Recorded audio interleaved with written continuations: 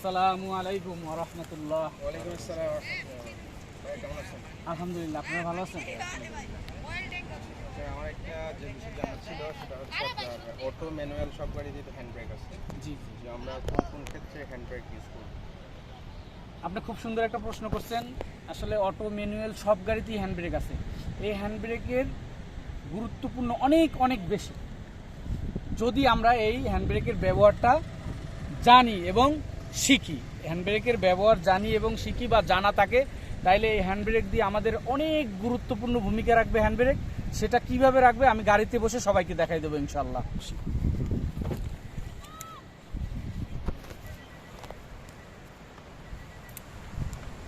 ওকে,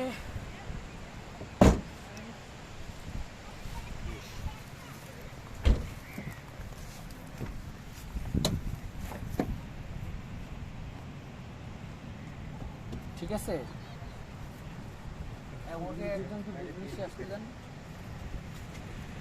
ওকে, তাইলে এখন এই যে আমাদের হ্যান্ড ব্রেক কেমন, মূলত আমরা বলে নিই ব্রেক কয় প্রকার। ব্রেক হচ্ছে দুই প্রকার।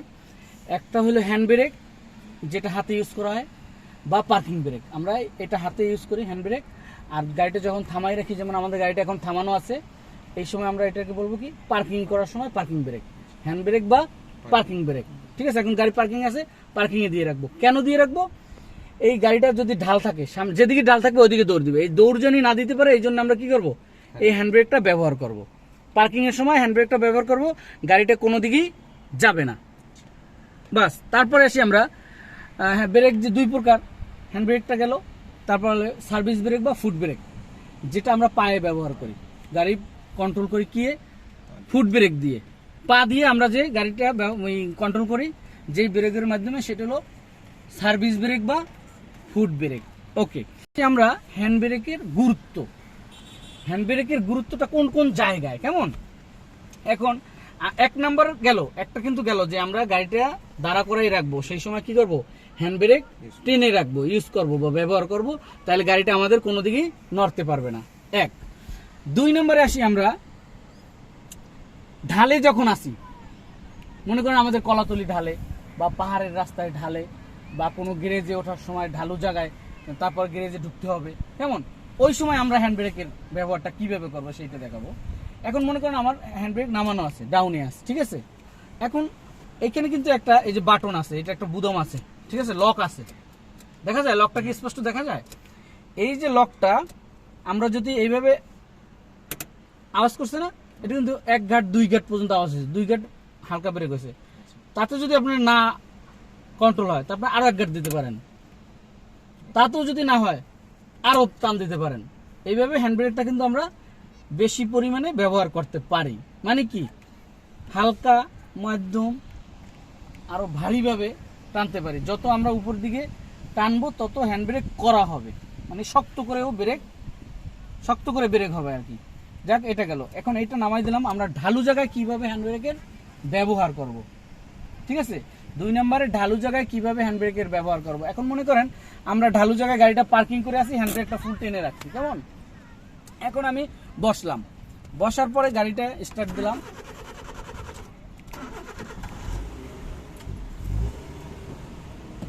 এই যে স্টার্ট দিয়ে আমার সিট যেভাবে অ্যাডজাস্ট করা দরকার সবকিছু করলাম।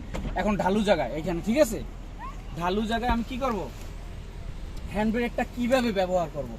এইটা কিন্তু একটা গুরুত্বপূর্ণ জিনিস, যে অনেকেই আমরা দেখা যায় গাড়ি মার্চ করি, যখন ঢালু জায়গায় গাড়িটা টান দেই বা চালানো শুরু করি, গাড়িটা পিছনে দৌড় দেয়, এরকম হয় না অনেক সময়। এইটা জানি না যায়, এটা হলো দুই নম্বর কাজ, যে এই ঢালু জায়গায় আমরা কিভাবে ব্যবহার করবো। এই হ্যান্ড ব্রেক যেভাবে টানা আছে এভাবেই টানাই থাকবে, শুধু আমরা কি করব, একটু উপর দিকে টান দিয়ে বুদমটাকে ফ্রি করে নেব, কিন্তু ধরে রাখতে হবে হ্যান্ড ব্রেক। হ্যান্ড ব্রেক ধরে রেখে এই যে ফুল ক্লাস করে এক নম্বর গিয়ার দিলাম, তারপর আমি কি করব, গাড়িটাকে এরকম আস্তে আস্তে মার্চ করা শুরু করব।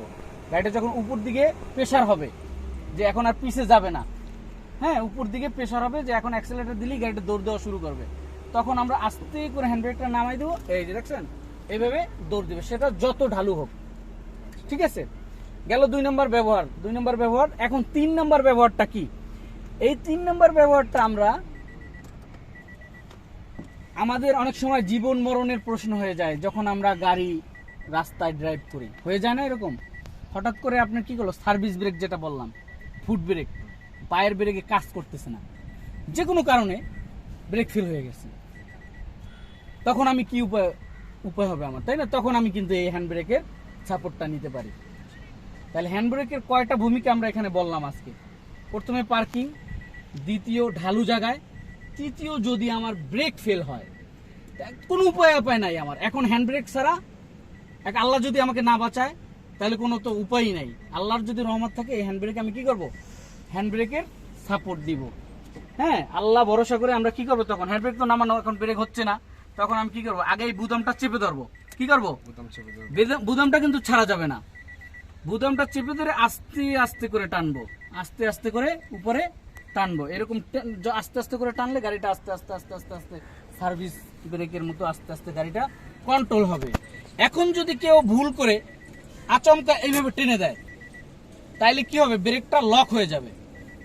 ব্রেকটা যদি লক হয়ে যায়, তখন আপনার গাড়িটা মনে করেন পল্টি খেতে পারে, বা স্লিপ করে ঘুরে যেতে পারে, বা যে কোনোভাবে একটা দুর্ঘটনা আরো ঘটতে পারে। তখন গাড়ি কিন্তু আউট অফ দ্য কন্ট্রোল, ঠিক আছে, নিয়ন্ত্রণের বাইরে চলে যাবে।